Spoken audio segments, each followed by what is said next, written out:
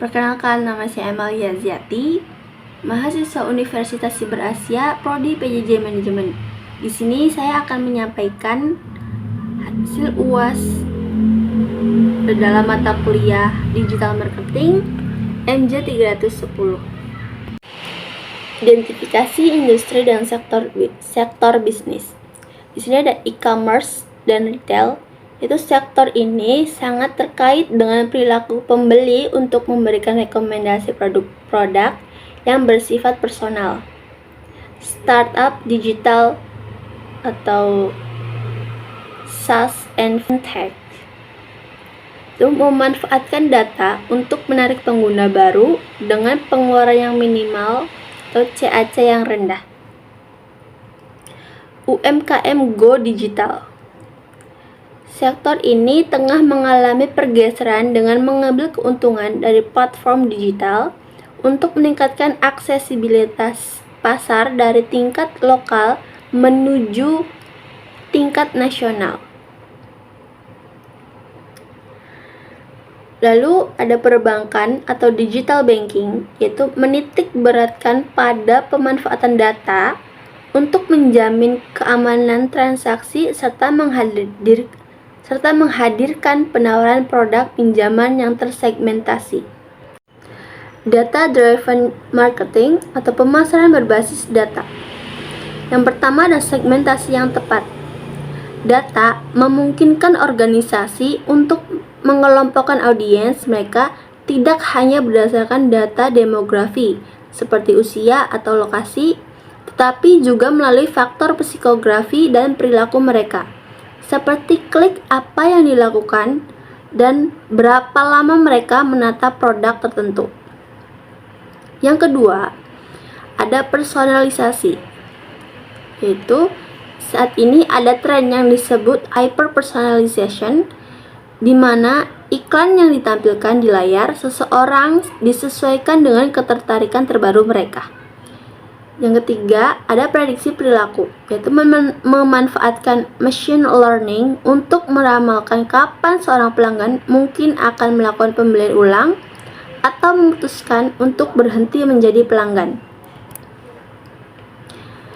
Trend digital advertising, yaitu ada search engine optimization atau SEO. Yang kedua ada search engine marketing SEM. Kemudian pay per click. Lalu social media advertising atau social ads. Yang kelima programmatic advertising. Yang keenam ada content marketing.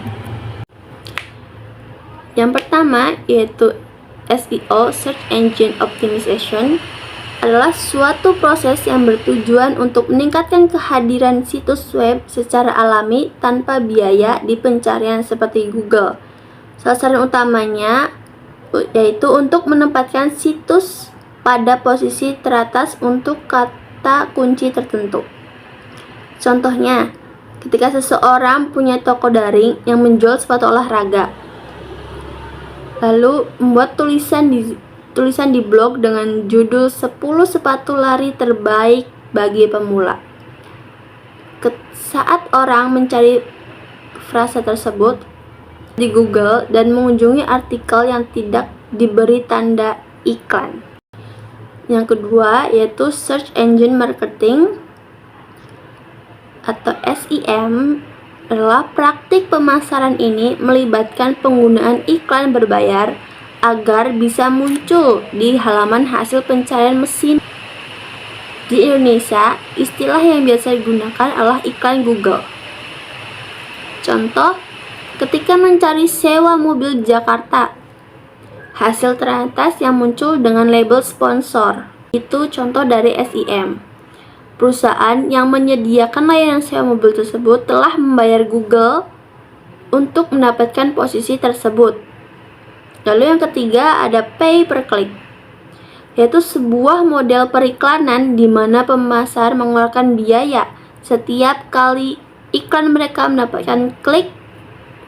Dan SEM termasuk dalam kategori PPC, tetapi PPC juga mencakup iklan di luar mesin pencari, seperti iklan display, di situs berita.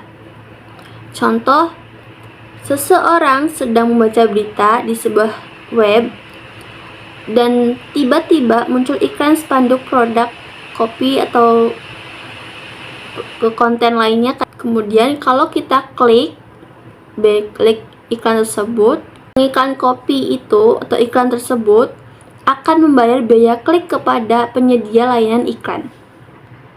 Social ads yaitu iklan-iklan yang ditayangkan di platform media sosial seperti Instagram, TikTok, Facebook, atau LinkedIn, ditujukan untuk menjangkau audiens berdasarkan minat, perilaku, dan karakteristik demografis.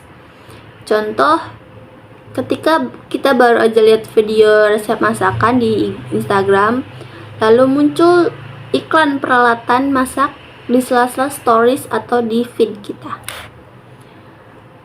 Kemudian programmatic advertising, pemanfaatan kecerdasan buatan dalam proses pembelian ruang iklan secara otomatis dan dalam waktu yang nyata. Hal ini membuat iklan dapat ditampilkan di website apapun yang diakses oleh audiens tertentu yang ditargetkan. Contohnya yaitu seseorang yang menyukai otomotif mengakses platform berita teknologi. Sistem programatik secara langsung mengenali karakteristik orang itu dan segera menenangkan tender untuk menayangkan iklan ban mobil terbaru kepadanya saat itu juga. Konten marketing yaitu strategi pemasaran daring yang menekankan pada produksi dan distribusi materi yang bermanfaat, sesuai dan berkelanjutan untuk menarik serta menjaga minat audiens yang telah ditetapkan dengan jelas.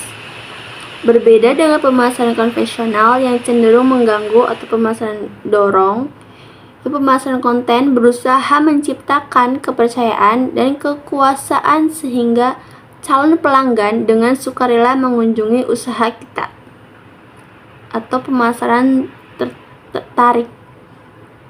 Contohnya yaitu contoh studi kasus produk kosmetik. Yang pertama, kita menciptakan brand awareness. Mereka membuat konten TikTok mengenai tanda-tanda kulit kekurangan hidrasi. Contoh hidrasinya, mereka menyusun tulisan blog yang komprehensif mengenai perbedaan antara asam hyaluronat dan ceramide dalam menjaga kelembapan kulit. Decisionnya yaitu mereka mengunggah video testimoni dan perbandingan hasil sebelum dan sesudah menggunakan produk mereka. Jadi kesimpulannya, materi UAS kali ini yaitu keberhasilan sebuah strategi sangat ditentukan oleh pemasaran yang didorong oleh data untuk memperoleh pemahaman yang akurat mengenai perilaku konsumen, penggabungan berbagai saluran seperti SEO yang berfungsi untuk membangun otoritas organik dalam jangka panjang, SEM dan PPC yang memberikan hasil dalam waktu yang singkat, serta social ads untuk penargetan audiens yang lebih spesifik, membentuk ekosistem promosi yang efisien. Selain itu, penerapan konten marketing sebagai dasar edukasi dan programmatic advertising yang didukung oleh AI memastikan bahwa pesan dari merek bisa disampaikan kepada audiens yang tepat dengan cara otomatis, terbuka, dan dapat diukur. Sekian dari saya. Terima kasih sudah menonton video ini sampai selesai.